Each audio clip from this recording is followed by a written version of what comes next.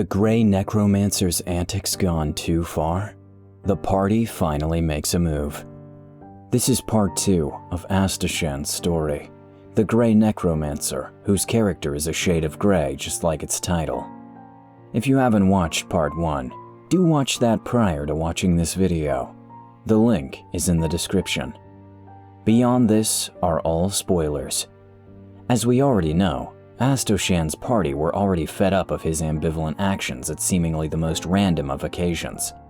What else does the ruler and wielder of the undeath have up his sleeves next? Let's find out. The story of Astashan, the Grey Necromancer, does not end with the Sleepless Watch. After the events of the attack, the GM decided he wanted to make things a bit more clear when it came to the undead minions of Astashan. He splits them into 2 groups, the undead and the deathless. The undead are more of the traditional undead minions, the mindless undead brought back by dark magic. The deathless are more like the Sleepless Watch soldiers, the ones who volunteer their bodies and souls to be brought back. It allows their souls to stay connected to their bodies, and they are effectively intelligent undead, not under anyone's control.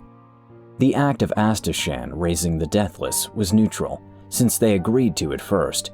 However, because of their consent being required, it makes raising deathless significantly more difficult. They are also not technically undead, allowing them to fall under leadership instead of forcing them to require undead leadership. And since they are intelligent, they can bring their friends.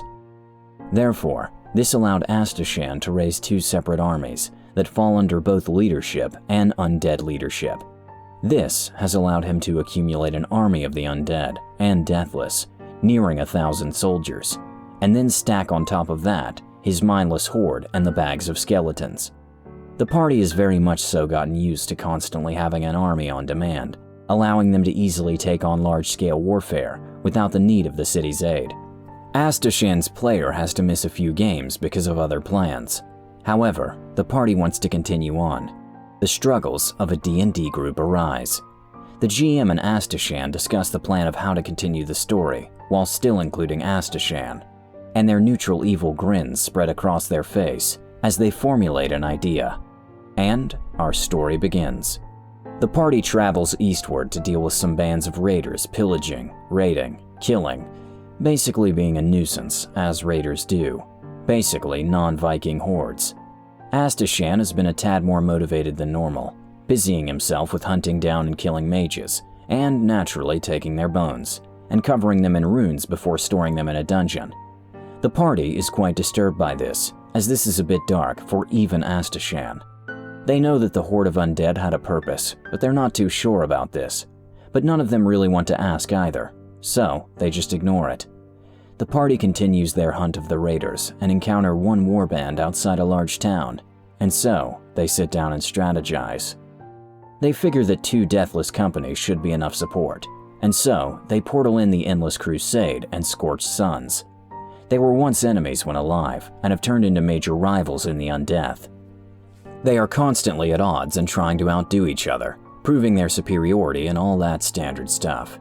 The party decides to send them each around a flank after making sure their face coverings are down, as most towns and cities simply don't think being saved by the undead is a good thing. How rude of them. The party works their way down the middle road towards the square, taking down hill giants, casters, and raiders with various player classes. Astashan raises the giants and sends them out of town, as they'll scare the locals right now. Never mind, he can always use them later. The party finally makes it to the square and meets up with the 2 deathless companies. The Suns made it there first, so they naturally get the bragging rights. The Jarl is found, so the dwarf moves in to go one-on-one, and just barely squeaks a win against the Jarl. After the duel, the rest of the raiders are either captured or they attempt to run, and the runners quickly become target practice for the rivalry between the Suns and Crusaders. The captured are dragged into the square to be handed over to the townspeople. Well, except for one of them. Right before the villagers make it to them, Astashan calmly walks into the middle of the crowd of the captured raiders. He deadpan stares at the one covered in bones and totems and simply walks up to him, grabs his head, and drains him of his life in front of everyone. Everyone flips out as he drags the corpse through his portal while being flanked by the Deathless. closing the portal behind him. The party immediately begins to race back to the city with the permanent portal for the Sleepless Watch. The Paladin and Druid are saying they were right all along and making sure to shoot as many "I told you so" looks to the Dwarf and Ranger.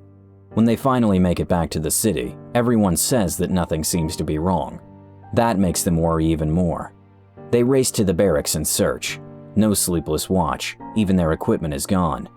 They decide to search the crypt, and they find the portal still open, and after preparing some of the anti-undead stuff, the Paladin storms in first, followed in second by the rest of the party, running directly into the back of a stunned Paladin as they do so. The dungeon was completely empty. The party find tracks leading north, and they storm after them. It's really hard to miss the path of plant-based death and footprints. The terrain becomes very snowy as they run north into Raider territory, encountering buildings that are burned and destroyed, but no bodies can be found. They continue to follow the trail northward.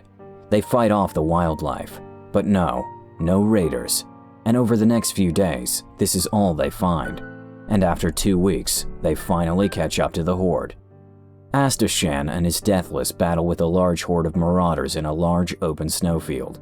Multiple raider tribes banded together to fight back against the 12 companies of Deathless and the undead giants.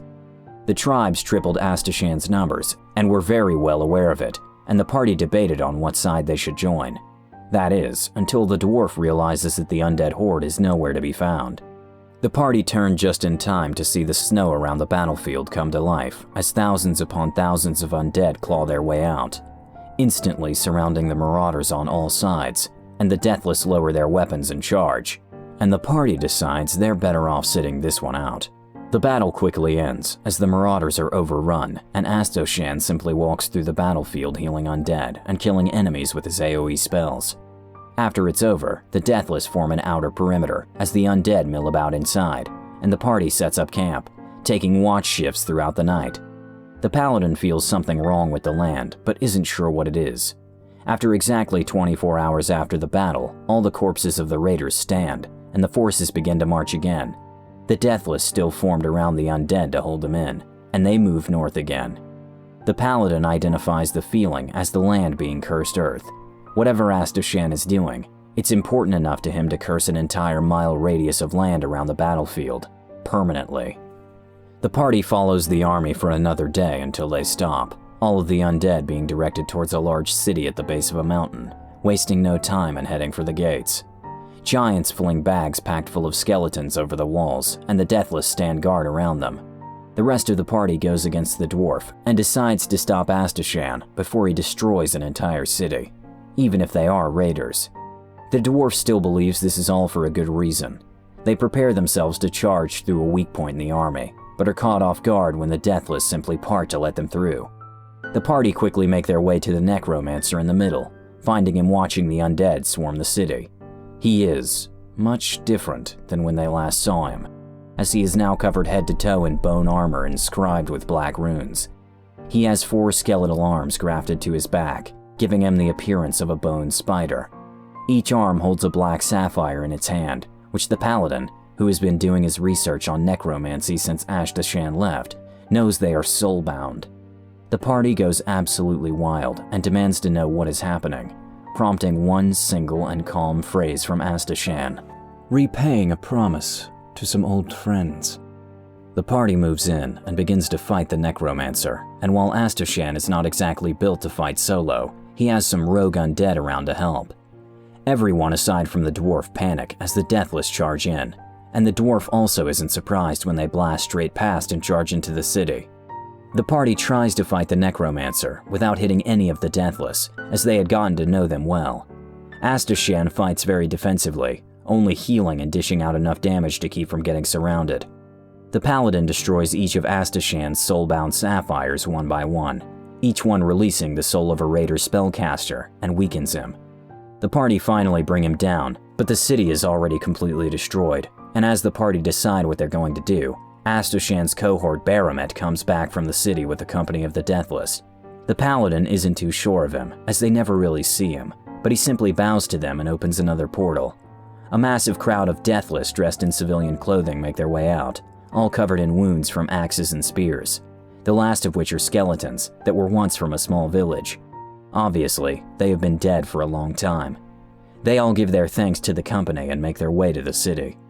Less than a week passes, and the city has pretty much been entirely repaired. The party learns that all the civilians' towns had been destroyed by raiders, and most of them had died during the raids.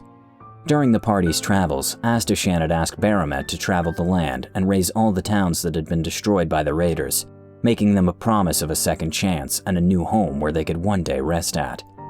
The party decide to attend Astashan's funeral. The entire city attends the funeral in the town square, and the Sleepless watch were the color guard for the procession. When they reach the center of town, they stop and set the lidless coffin in the middle of the main road, and two of the skeletons from the old village make their way to the coffin, and as they kneel by it, it starts to glow with holy energy. Only the dwarf knows what's going on. He's the only one who cared enough to talk to Astashan, to know what his ring familiar Bahun could do. Astashan shudders and pulls himself upright. One of the old skeletons reaches out and embraces him, and he returns it. For the first time had the party seen his face when it was cold and emotionless. His voice had changed. He sounded alive, and he was crying.